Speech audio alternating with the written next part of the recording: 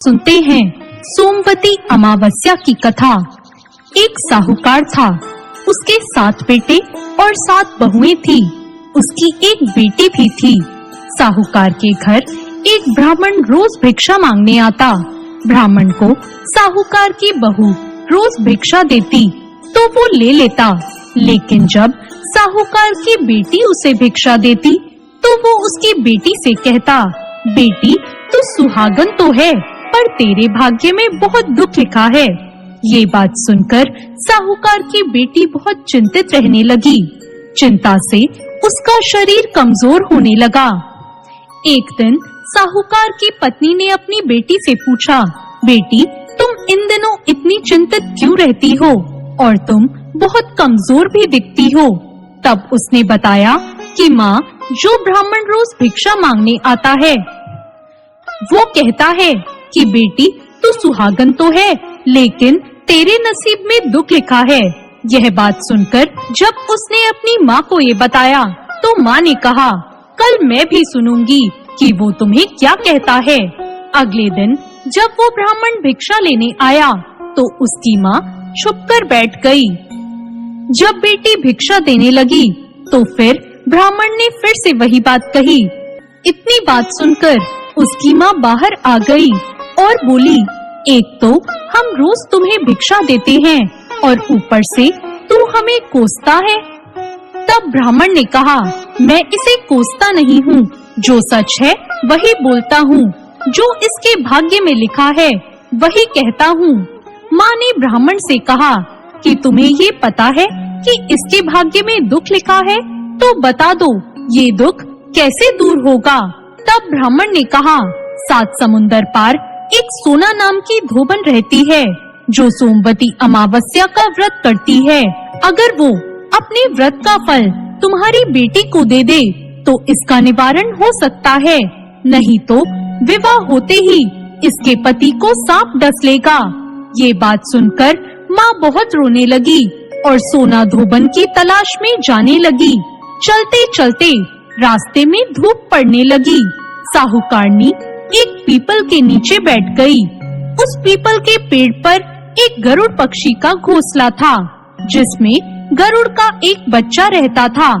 साहूकारनी ने उस घोंसले के पास एक सांप जाता देखा तो उसने उस गरुड़ के बच्चे को बचाने के लिए उस सांप को मारकर ढाल के नीचे रख दिया। जब गरुड़ पंखनी आई तो उसने घोंसले के पास खून देखा। वो क्रोधित हो गई और साहूकारनी को चोंच मारने लगी। तब साहूकारनी ने कहा, मैंने तो तुम्हारे बच्चे की जान बचाई है। ये सांप तुम्हारे बच्चे को डसने वाला था, लेकिन मैंने इसे मार गिराया। गरुड़ पंखनी ने अपने बच्चे को सही सलामत देखकर कहा, साहूकारनी तुम बताओ क्या मांगना चाहती हो, मांगो। तब साहूकारनी ने कहा, मुझे 7 समुंदर पार सोना धोबन के घर जाना है, क्या तुम मुझे वहाँ छोड़कर आ सकती हो। गरुड़ पंखनी ने साहूकारनी को अपनी पीठ पर बैठाकर 7 समुंदर पार सोना धोबन के घर छोड़ दिया। वहाँ जाकर साहूकारनी ने सोचा, सोना धोबन को कैसे राजी किया जाए कि वो अपनी व्रत का फल मेरी बेटी को दे दे। सोना धोबन के 7 बेटे बहुएं थी। उनकी आपस में काम को लेकर रोज लड़ाई होती और कोई भी काम नहीं करती थी। रात को जब सब सो जाते तो साहूकारनी सोना धोबन के घर जाती और घर का सारा काम करती, गायों को नहलाती, घर की सफाई करती, रसोई का काम करती, चौका बर्तन करती, आटा भी पीसती, कपड़े धोती, पानी भरती और दिन होने से पहले वहाँ से चली जाती। बहुएं सोचती, ये सब काम कौन कर रहा है, लेकिन कभी एक दूसरे से उन्होंने कुछ नहीं पूछा। एक दिन धोबन ने कहा कि तुम आजकल काम को लेकर लड़ती नहीं हो और ठीक से काम भी कर रही हो। बहुओं ने कहा, सासू जी काम तो हमें करना ही पड़ता है, चाहे हम लड़कर करें या राजी होकर करें, इसलिए लड़ाई का क्या फायदा, आजकल हम खुश होकर ही सारा काम कर लेते हैं। सोना धोबन ने सोचा कि आज देखा जाए कि कौन सी बहू काम करती है। ये देखने के लिए वो रात को सोई नहीं। उसने देखा रात को एक औरत आई और पूरे घर का काम करके जाने लगी। सोना धोबन ने कहा, तुम कौन हो और तुम्हें ऐसी क्या जरूरत है जो तुम इतना सारा काम हमारे यहाँ कर रही हो। साहूकारनी ने कहा, जरूरत है तभी तो मैं इतना काम कर रही हूँ। सोना धोबन ने पूछा, तुम्हें क्या चाहिए? साहूकारनी ने कहा, पहले मुझे वचन दो कि जो मैं कहूँगी वो मानोगी, तभी मैं बताऊंगी। सोना धोबन ने वचन देकर कहा, अब बताओ क्या चाहिए? साहूकारनी ने कहा, मेरी बेटी के भाग्य में दुख लिखा है, इसलिए आप उसे सुहाग दे दो और अपनी सोमवती अमावस्या का फल उसे दे दो। सोना धोबन मान गई और अपने बेटे बहुओं से बोली, मैं तो साहूकारनी के साथ जा रही हूँ। यदि पीछे से तुम्हारे पिताजी खत्म हो जाएं, तो तेल घी के कूप में डालकर छोड़ देना। फिर दोनों साहूकारनी के घर चली गई। साहूकारनी की बेटी का ब्याह होने लगा। दूल्हा फेरों में बैठा। सोना धोबन दूल्हे के घुटने के पास कच्चा करवा रखकर उसमें दूध डालकर और तात का तार लेकर बैठ गई। थोड़ी देर बाद सांप दूल्हे को डसने आया। सोना धोबन ने करवा आगे रखा और तार से बांध दिया, लेकिन दूल्हा डर के मारे मर गया।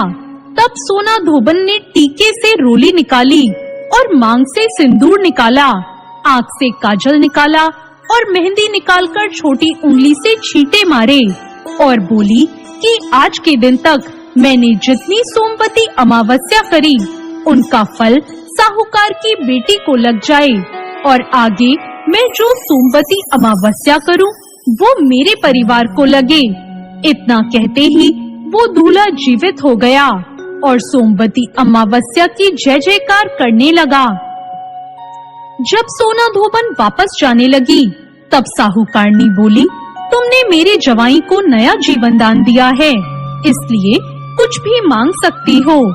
वो बोली, मुझे कुछ नहीं चाहिए, सिर्फ एक हांडी दे दो। सोना धोबन हांडी लेकर घर चली जाती है।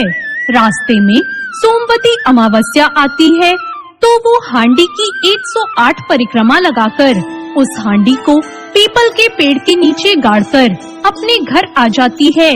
घर आकर देखती है तो उसका पति मरा हुआ था और तेल और घी के रूप में पड़ा था।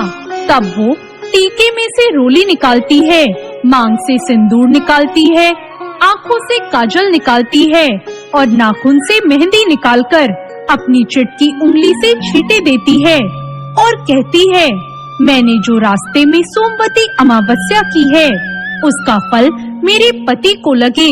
इतना कहते ही उसका पति उठकर बैठ जाता है। उसके बाद उसके घर एक ब्राह्मण आता है और कहता है, सोमवती अमावस्या को मुझे दक्षिणा दीजिए। धोबन कहती है, सोमवती अमावस्या रास्ते में आई थी, इसलिए मैंने कुछ नहीं किया। जो भी किया वो सब पीपल के नीचे गाड़ दिया है। ज्योतिषी ब्राह्मण वहां जाकर खोदकर देखता है तो उसे 108 सोने के सिक्के मिलते हैं।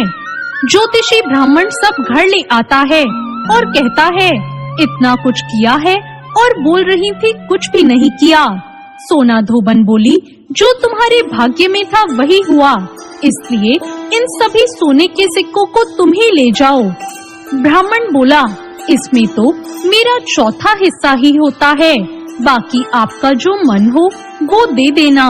और उसने सारी नगरी में जाते जाते बोल दिया कि सब कोई सोमवती अमावस्या का व्रत कीजिए।